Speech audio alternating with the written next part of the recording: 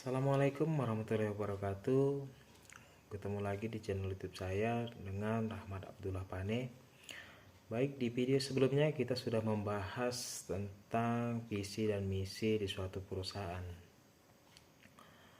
Selanjutnya di sini saya akan membahas mengenai bagaimana menyusun target di suatu perusahaan dengan prinsip balance scorecard OKR.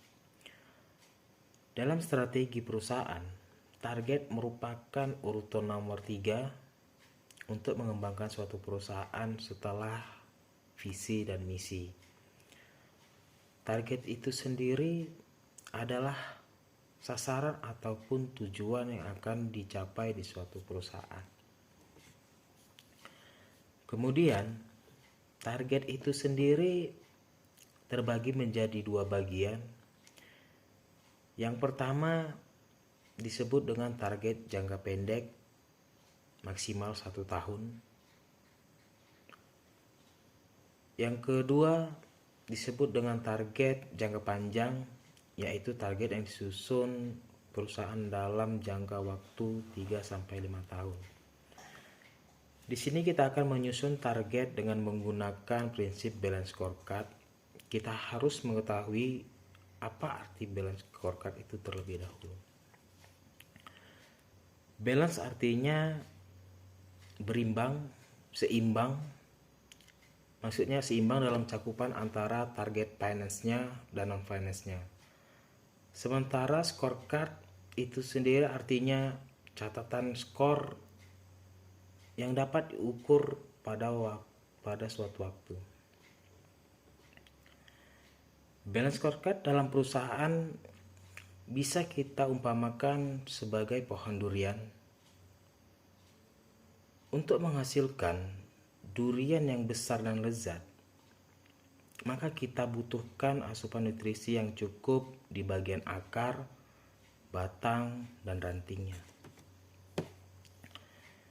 Kita ambil contoh 4 perspektif pohon durian untuk suatu perusahaan. Akar pohon durian kita anggap sebagai sumber daya manusia. Batang pohonnya kita anggap sebagai internal business.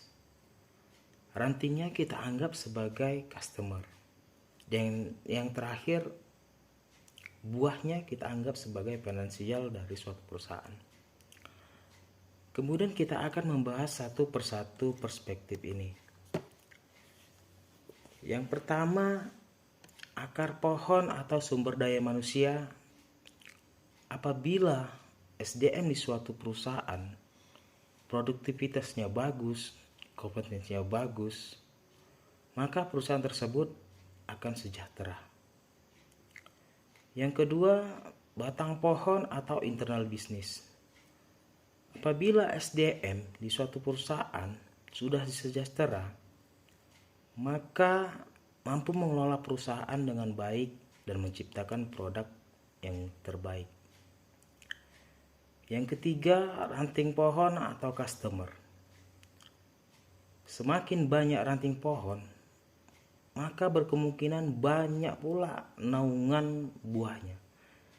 Di sini bagaimana cara untuk mengembangkan pelanggan dan jaringan penjualan agar produk di suatu perusahaan banyak terjual di pasar. Kemudian yang terakhir, buahnya atau finance-nya. Apabila produk dalam suatu perusahaan tersebut terjual dengan sebanyak-banyaknya, maka perusahaan tersebut akan profit atau memperoleh laba.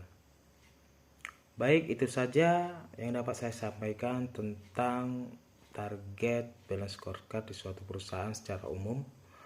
Untuk kelanjutannya kita sambung di part 2. Sekian dan terima kasih. Assalamualaikum warahmatullahi wabarakatuh.